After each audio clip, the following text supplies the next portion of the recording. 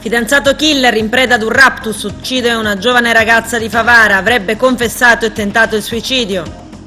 Le restrizioni dureranno anche per aprile, sono arrivati i soldi ai comuni, appello al taglio delle tasse, in aumento i prezzi ai supermercati, anche l'ospedale di Agrigento curerà i pazienti positivi, lanciata la proposta di esaminare il sangue e non le mucose. Dopodomani 2 aprile, giornata dell'autismo, prende piede un'iniziativa virtuale. Secondo quanto fatto sapere dall'Arcidiocesi di Agrigento, tutte le celebrazioni saranno trasmesse in streaming e ai fedeli è chiesto di unirsi alla preghiera nelle proprie abitazioni.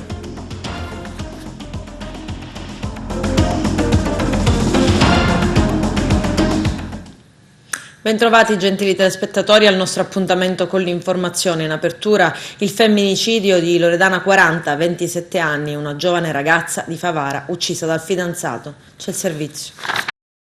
Femminicidio a Furcisiculo, piccolo paese nel Messinese, dove una giovane aspirante medico di Favara in provincia di Agrigento, Loredana 40, 27 anni, è stata strangolata dal fidanzato, anche lui studente in medicina dell'Università di Messina. L'assassino si chiama Antonio De Pace, calabrese di Vibo Valentia. Lui avrebbe soffocato la donna al termine di una lite e poi avrebbe avvertito il 112. Il brutale femminicidio sembrerebbe avere un movente passionale. Il fidanzato, in preda a un raptus dopo aver ucciso la sua donna, in un secondo momento avrebbe tentato di suicidarsi tagliandosi le vene, non riuscendoci. Il tutto all'interno dell'appartamento che condividevano in via delle Mimose. Allora ha chiamato i carabinieri e con poche ma agghiaccianti parole avrebbe confessato il delitto. Venite, ho ucciso la mia fidanzata. Quando i militari sono intervenuti lo hanno trovato in uno stato confusionale. Sul posto investigatori e medico legale. L'arrivo dei militari gli ha salvato la vita. L'omicida è stato trasportato nel più vicino nosocomio, dove adesso è stato di fermo e piantonato dai militari dell'Arma. L'inchiesta è coordinata dalla Procura di Messina, guidata dal procuratore Maurizio De Lucia. Ad occuparsi del caso i carabinieri della compagnia di Taormina. Il sindaco Matteo Franciglia ha dichiarato: è un dramma nel dramma, siamo sconvolti, la nostra comunità è da sempre in prima linea nel contrasto alla violenza di genere. Abbiamo anche istituito in passato un centro di ascolto. Chi si macchia di simili gesti, ha concluso il sindaco del piccolo comune, deve marcire in galera. Chiaramente la comunità stamattina si è risvegliata sconvolta perché già viviamo un momento drammatico per questo coronavirus. Si figuri a prendere una notizia di prima mattina del genere, chiaramente crea uno stato confusionale all'interno dell'intero comune. Per cui io mi sono precipitato subito sul posto per capire cos'era successo. Lì ho trovato subito l'Arma dei Carabinieri, molto ovviamente bravi, professionali nel cercare di portare avanti queste indagini. Ringrazio il capitano Arcangelo Maiello per lo straordinario lavoro che sta facendo nel nostro comprensorio. Detto ciò, abbiamo appreso e appurato che una povera ragazza di Favara, perché questi due ragazzi non erano residenti a Furcisiculo, ma ciò non toglie che come se facessero parte ovviamente della nostra comunità, pur non essendo residenti. Erano appunto due ragazzi che studiavano, lei appunto a Messina medicina, anche l'altro ragazzo, da quello che mi dicono. È chiaro che noi come comunità ci stringiamo intorno al dolore della famiglia di questa povera ragazza, ci stringiamo intorno al dolore di tutta la comunità di Favara. Con ogni probabilità le misure restrittive per contenere il contagio in Italia saranno prorogate fino o oltre Pasqua, e quanto annunciato informalmente dal Ministro della Salute Roberto Speranza, spiegando che una valutazione in merito è stata compiuta dal Comitato Tecnico Scientifico. L'annuncio ufficiale è atteso al termine del primo Consiglio dei Ministri domani oppure giovedì. Ad ogni modo il posto emergenza sarà ancora sotto estrema vigilanza. Il dato provinciale dei contagi sale a 89 positivi in data di ieri, ma i conti non quadrano perché i casi divisi per città e aggiornati invece a 2 giorni fa ne contano 79. L'ASP comunica alla prefettura, che poi comunica alla stampa, dati poco chiari e ormai superati. Il servizio del nostro direttore Arturo Cantella. Continuano i casi di coronavirus nella nostra provincia, secondo i dati diffusi dall'ASP di Agrigento per tramite il sito della prefettura, che sono così 79, per un complessivo di tamponi eseguiti pari a 888. Dati che contrastano con quelli forniti dalla Protezione Civile Nazionale, che ne dichiarano 89. Il dato è alle 17 di ieri, 30 marzo. Secondo i numeri arrivati dall'ASP di Agrigento, il contagio ha registrato aumenti in questi comuni: Canicattì 1 in più e salgono a 3, Palma di Montechiaro 5, più 1 rispetto a ieri, Raffadali un altro contagio, per un totale di 3 persone, Santa Margherita del Belice siamo anche a 3 casi, mentre un altro contagio in più si registra a Sciacca, che per ora resta sempre il maggiore centro dell'Agrigentino, con un maggior numero di contaminati, 21. Intanto un nuovo appello tra i tanti che oggi si susseguono sui social da parte dei sindaci arriva quello di Carmelo Paci, primo cittadino della città crispina, Ribera, verso le persone realmente bisognose. Questa mattina parliamo di persone realmente bisognose. Inizierei da quello che è successo questa notte. Come sapete, una persona, un senza tetto, è stato trovato per strada, sono stati allertati i carabinieri, mi hanno subito chiamato. Da notizie assunte, perché ho attivato già i servizi sociali, non si tratterebbe di una persona riberese, non ha la residenza a Ribera, quindi giuridicamente abbiamo meno leve. Nonostante ciò i servizi sociali hanno già contattato le strutture sanitarie, contatteremo il sindaco del comune di residenza e in qualche maniera si troverà una soluzione più consona rispetto a quello che è dormire fuori per questo senza tetto. Voglio parlare invece delle famiglie bisognose di Ribera, che sono sempre di più.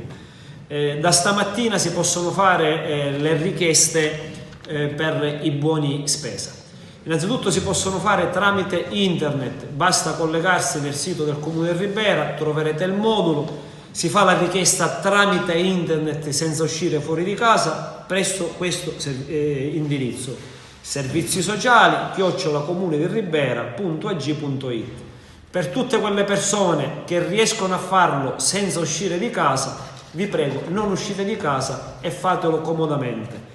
Per tutte le altre persone che purtroppo non ci riescono, questo modulo lo troverete nei tabaccai, supermercati e panifici. Riempirlo è semplicissimo, si deve allegare una fotocopia della carta d'identità e si deve imbucare in 2 luoghi. Troverete una bucalettere nel comando dei vigili urbani in via Brunelleschi e una bucalettere presso i servizi sociali nella zona Cozzo, per capirlo noi riberesi. Un appello: le persone che devono fare la domanda devono essere esclusivamente le famiglie bisognose, realmente bisognose. Per quale motivo? 2 motivi.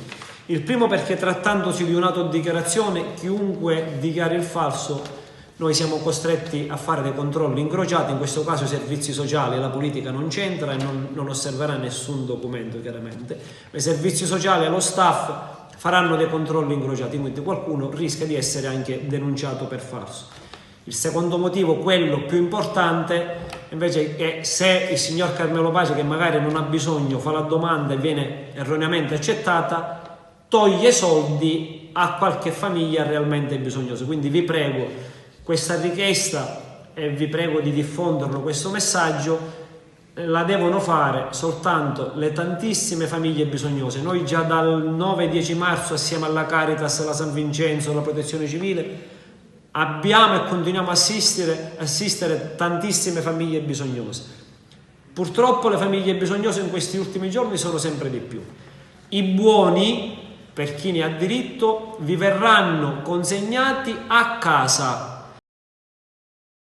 L'assessore regionale alla sanità Ruggero Razza ha incontrato in videoconferenza i sindaci di Agrigento, Canicattì, Licata, Sciacca e Ribera, la presidente della commissione sanità all'ARS Margherita La Roccaruvolo, il direttore dell'azienda sanitaria Alessandro Mazzara e il direttore sanitario Gaetano Mancuso. È emerso che tutti i cittadini con sintomi Covid sono trattati separatamente e subito immessi nel ciclo di terapia. L'azienda sanitaria fornirà giornalmente a tutte le amministrazioni comunali i dati richiesti al fine di garantire l'adeguata azione da parte degli enti locali. È prevista l'attivazione in provincia di Agrigento di 203 posti letto per degenti Covid e 23 posti di terapia intensiva tra gli ospedali di Agrigento e Sciacca e anche a Caltanissetta in base ad un'apposita convenzione. Adesso i casi di contagi da coronavirus in Sicilia, che sono 1555, 76 i decessi, 71 i guariti. C'è il servizio.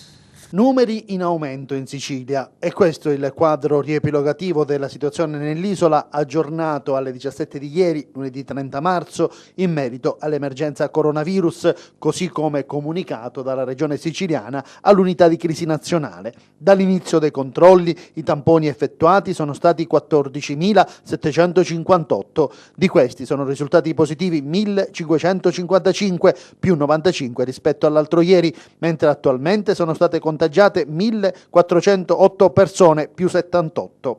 Sono ricoverati 559 pazienti più 37 rispetto a domenica 29, di cui 75 in terapia intensiva più 4, mentre 849 più 41 sono in isolamento domiciliare, 71 sono i guariti e questo è anche un numero positivo più 6, 76 invece le persone decedute, aumenta di 11 unità. Questa invece la divisione degli attuali positivi nelle varie province. Ad Agrigento ci sono 86 casi, un ricoverato, 2 guariti e un deceduto. A Caltanissetta sono 63, a Catania 405, ad Enna 183, a Messina 280, a Palermo 229, Ragusa 30, Siracusa 62, Trapani 70. Intanto il Comitato Tecnico Scientifico istituito dalla Regione Siciliana per l'emergenza coronavirus spiega: nell'ultima settimana la rete delle terapie intensive, le rianimazioni attivate in Sicilia per il trattamento dei pazienti affetti da Covid-19 che sono andati incontro a grave insufficienza respiratoria e ventilazione controllata con intubazione registra il recupero della funzione ventilatoria autonoma in una percentuale che oscilla dal 20 al 40% dei pazienti ammessi. Si tratta di una percentuale variabile in rapporto alla severità del quadro di esordio e alla fragilità dei pazienti, come l'età avanzata e le patologie concomitanti. Questo atto, sottolineano gli esperti, fa ben sperare perché è in linea con i migliori dati nazionali di recupero di tali gravissime forme di insufficienza respiratoria e conferma che un trattamento nei tempi giusti e con risorse disponibili che in queste ore si sta registrando grazie al contenimento e all'isolamento messo in atto su tutto il territorio regionale può permettere risultati in termini di salute pubblica altrimenti non raggiungibili. Il Comitato inoltre specifica che i pazienti dimessi dalle terapie intensive ovviamente non rientrano ancora nel novero dei guariti, ma le loro condizioni di salute, seppur ancora precarie, fanno ben sperare. Il contenimento della pandemia e stare a casa stanno permettendo un'adeguata e corretta assistenza nelle terapie intensive, ma invitiamo tutti a non abbassare la guardia e a continuare a rispettare le regole. È come se la crisi non fosse abbastanza accentuata a mettere in difficoltà le famiglie e ci pensa anche il rincaro di alcuni prodotti alimentari. Margherita Tropiano. I consumatori si lamentano giustamente e ci sottopongono all'attenzione un'operazione in atto di vero e proprio sciacallaggio con l'aumento esponenziale dei prezzi di molti generi alimentari e in particolare di ortaggi, frutta e verdura. È qui che si tocca con mano una speculazione fortissima nel prezzo di vendita al dettaglio, rincari che vanno quando va bene al 50% ma in massima parte anche del 100%. Per fare un esempio, le arance da 1,30 € circa adesso vengono vendute a 2,50 €. Vi è più l'aggravante che, a parte qualche prodotto del quale viene mostrato il cartellino che guarda caso mantiene il prezzo, la maggioranza di ortaggi, frutta e verdura vengono esposti senza prezzo di vendita. Un fatto che viola la corretta osservanza della normativa di legge per la quale, sottolineiamo, il commerciante va incontro a sanzioni. Ciò premesso, abbiamo anche chiesto del perché di questo aumento. Ci hanno risposto che il prezzo d'acquisto alla fonte è lievitato e pertanto i commercianti devono adeguarsi. A questo punto diventa necessario fare chiarezza. Chiediamo per questo al Corpo Forestale, che è delegato ad effettuare i controlli, di attivarsi per capire chi rincara cosa, chi specula sulla pelle dei consumatori, chi non si rende conto che si stanno operando raccolte con carrelli solidari per i più poveri, chi si presta ad una operazione di saccheggio delle tasche dei già vessati cittadini. Accorato appello della FIPE Confcommercio di Agrigento che chiede al sindaco Lillo Firetto un atto d'amore per la città, sospendere i tributi locali. Il video intervento di Gabriella Cucchiara, segretaria della Federazione Pubblici Esercizi di Agrigento. Vediamo. Fa suo l'appello lanciato su scala nazionale Gabriella Cucchiara, responsabile della FIPE, Federazione Italiana Pubblici Esercizi, della Confcommercio di Agrigento, relativamente alla sospensione dei tributi locali e in considerazione dello stato di crisi nazionale che le imprese stanno attraversando per via dell'emergenza coronavirus. Scrivendo ai sindaci della nostra provincia, a partire dal primo cittadino di Agrigento, Cucchiara sottolinea che i tempi per una riapertura delle imprese del settore della ristorazione e intrattenimento sono lontani e pertanto è impossibile far fronte al pagamento delle tasse comunali, quindi bisogna predisporre gli atti per un rinvio dei tributi locali, tra i quali Tari e IMU.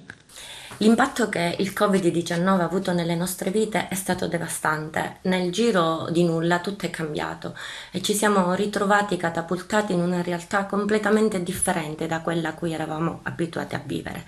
Non abbiamo più nessuna certezza per il nostro futuro, ma non ci siamo mai fermati, mai ci fermeremo, specialmente in un momento così drammatico.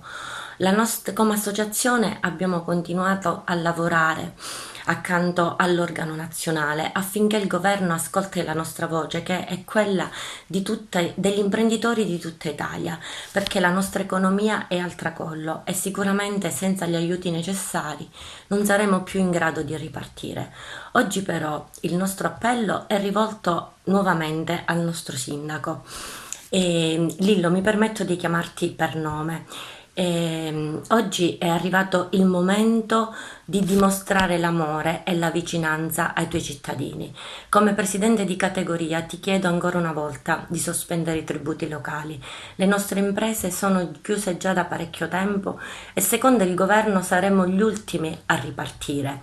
E in un momento di così grande difficoltà è necessario salvaguardare la vita di tutti noi che rappresentiamo il tessuto economico di questa città. Oggi abbiamo bisogno di fatti, non abbiamo più bisogno di parole. Tra poco non saremo neanche in grado di mantenere le nostre famiglie, quindi mi sembra assurdo continuare a chiedere il pagamento di tutti questi tributi. Il segnale deve partire da te, deve partire dalla tua amministrazione. Altri sindaci si sono adeguati, si stanno adeguando a tutto questo, stanno cercando di salvaguardare i propri cittadini. È arrivato il momento che anche tu lo faccia, è arrivato il momento che anche tu dimostri di essere sindaco e questo è quello per cui ti abbiamo votato. Siamo stati buoni, siamo stati propositivi, ci siamo rimasti nelle nostre case, abbiamo chiuso le nostre attività e aspettiamo, ma sicuramente non staremo a guardare mentre se ne vanno in fumo tutti i sacrifici di una vita, sicuramente ci batteremo. Noi stiamo facendo la nostra parte, anche tu devi iniziare a dimostra qualcosa a questi tuoi cittadini, dimostra la tua vicinanza, manda un segnale di positività, manda un segnale per un futuro diverso. Devi cominciare. A tutti gli imprenditori invece voglio dire che il Confcommercio non si ferma, certo, ma sicuramente è solo stando uniti riusciremo a fare qualcosa con noi, e riusciremo a fare qualcosa per noi. Dobbiamo fare sentire la nostra voce, dobbiamo fare sentire la nostra unione, non dobbiamo abbatterci, dobbiamo essere positivi, perché sicuramente ce la faremo, ce l'abbiamo sempre fatta, ci siamo sempre rialzati nonostante le difficoltà di ogni giorno. È sicuramente un dramma quello che stiamo vivendo, ma ce la faremo. E voglio essere positiva per il futuro. Voglio dire anche che oggi Confcommercio sta rappresentando non solo i propri associati, sta rappresentando tutti gli imprenditori del settore. Sicuramente non siamo soli nella nostra lotta, per questo dobbiamo restare uniti. Lillo, fai la tua parte come noi stiamo facendo la nostra. Coronavirus, primi fondi per fronteggiare la povertà, il nuovo decreto del governo nazionale che destina complessivamente 400 milioni di euro per consentire ai municipi di impegnare risorse specifiche per la povertà. In particolare l'atto destina l'80% delle somme per circa 320 milioni ai singoli comuni, assegnando agli stessi somme in proporzione alla popolazione residente e il restante 20% applicando un coefficiente di povertà, per così dire. Su questo c'è un intervento del deputato nazionale del Movimento 5 Stelle l'Agrigentino Michele Sodano. Vediamo. Per molte famiglie sono finiti i soldi necessari per comprare i generi alimentari. Dal governo 4 milioni di euro alla provincia di Agrigento che i sindaci dovranno utilizzare immediatamente per erogare i buoni spesa alle persone più bisognose. Nessuno deve rimanere indietro.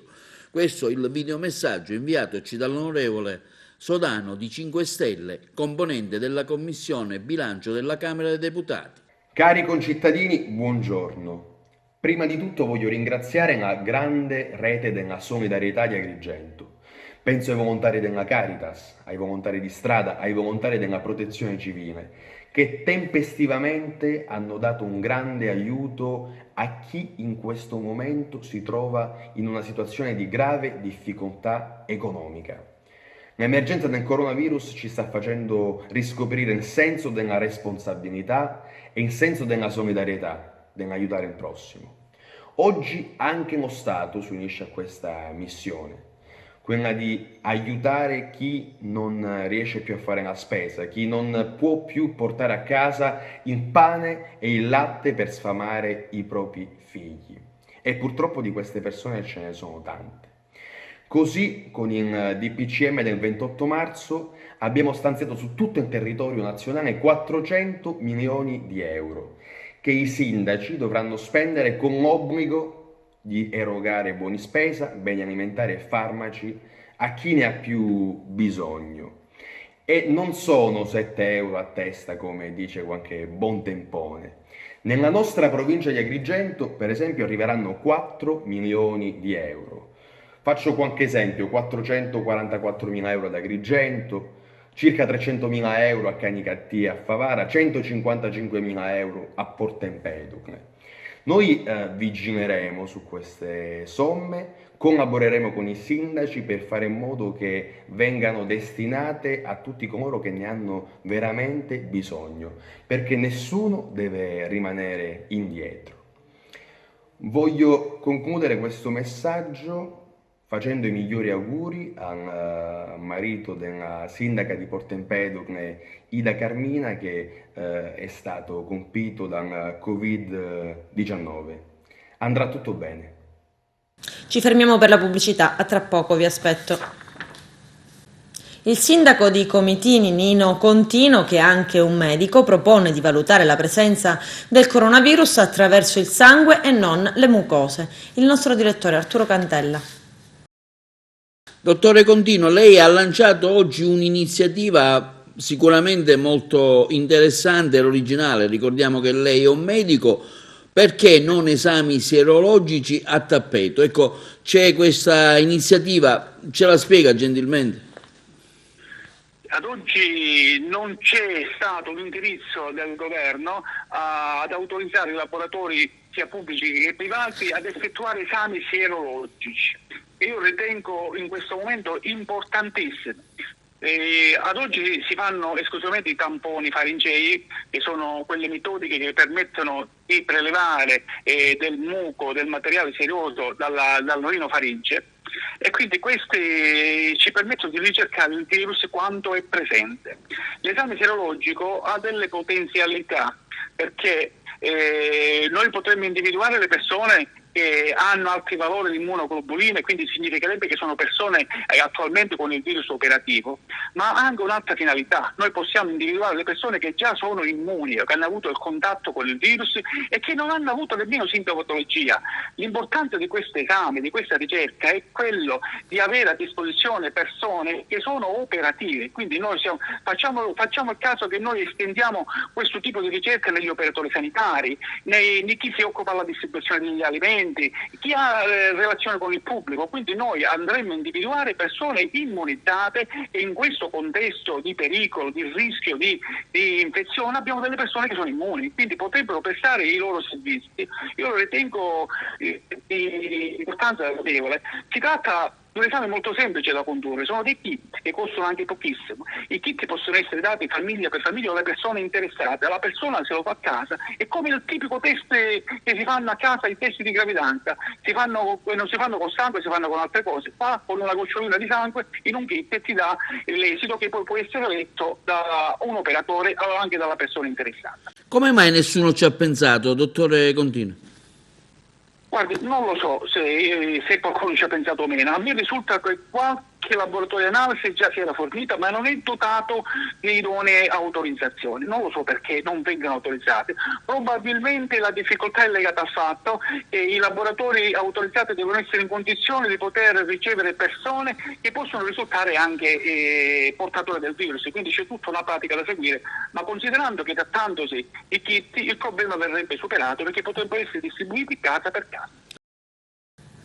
E giovedì prossimo 2 aprile, dopodomani, sarà la giornata mondiale della consapevolezza dell'autismo. Prende piede un'iniziativa virtuale, il servizio.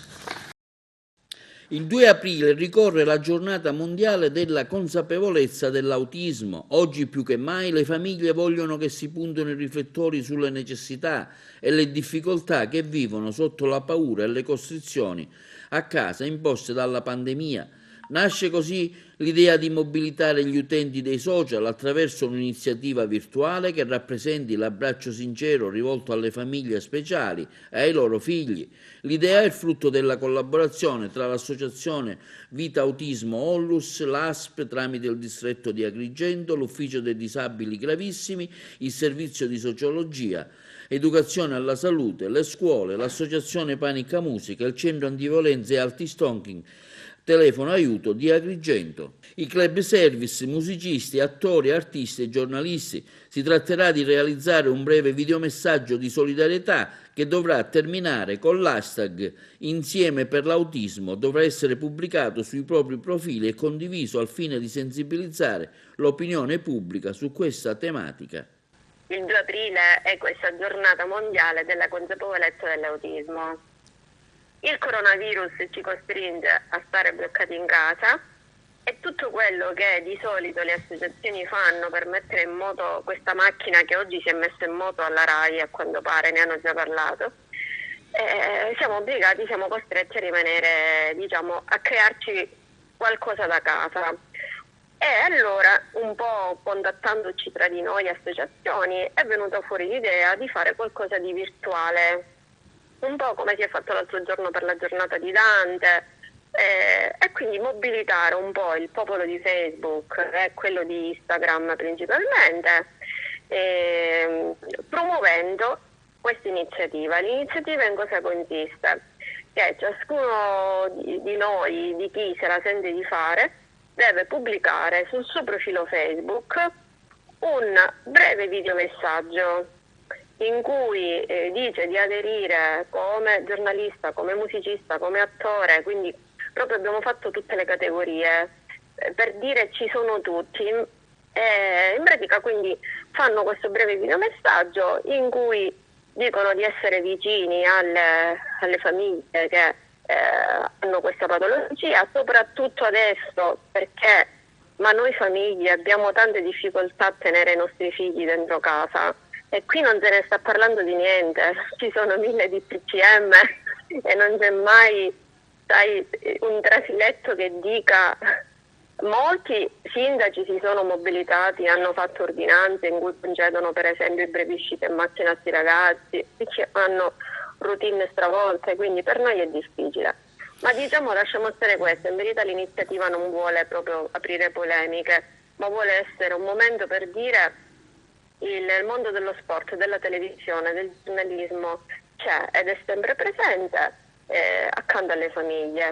Il video deve terminare con un hashtag, sai il simbolo quello del cancelletto, con la scrittina Insieme per l'autismo, che sarà l'elemento che unirà tutti questi video che verranno promossi in tutte le varie bacheche.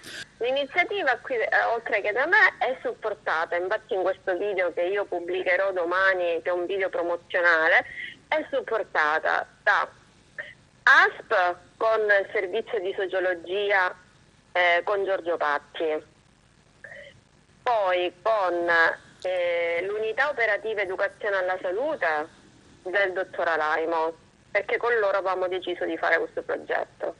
Poi dietro ci sono ancora l'associazione il telefono aiuto e Panica Musica. Sarà una Santa Pasqua diversa per i fedeli secondo quanto fatto sapere dall'Arcidiocesi di Agrigento. Tutte le celebrazioni saranno però trasmesse in streaming. Anche in questo tempo particolare, scrive l'Arcivescovo di Agrigento Francesco Montenegro, che stiamo vivendo, siamo chiamati a celebrarlo nel miglior modo possibile. Ai fedeli è chiesto di unirsi alla preghiera nelle proprie abitazioni, anche dunque attraverso lo streaming. Gli agrigentini potranno assistere alle celebrazioni della Settimana Santa direttamente a casa. L'Arcidiocesi ha stilato un calendario pasquale ed anche un link utile a guardare tutte le celebrazioni in diretta Facebook. Si inizia il 5 aprile, Domenica delle Palme, alle 11:30, commemorazione dell'ingresso di Gesù a Gerusalemme, celebrazione eucaristica presieduta personalmente dall'Arcivescovo di Agrigento. Con questo è tutto, termina qui l'edizione del telegiornale. Grazie per la gentile attenzione e per essere stati con noi. In chiusura, prima della sigla, vi mostriamo un video realizzato per voi da Enzo Gagliardo. A presto. Una esortazione a restare a casa, una musica che a tratti è imperativa, sferzante, accompagna immagini di normalità, quella ritenuta spesso ripetitiva che adesso, nella consapevolezza di un nemico invisibile che ci costringe a casa e muta completamente i nostri costumi umani e sociali, diventa qualcosa a cui tendere come desiderio lontano, un mix calibrato di stimolo a stare a casa e speranza, realizzato con bravura e professionalità dal nostro Enzo Gagliardo. Noi vi proponiamo il video.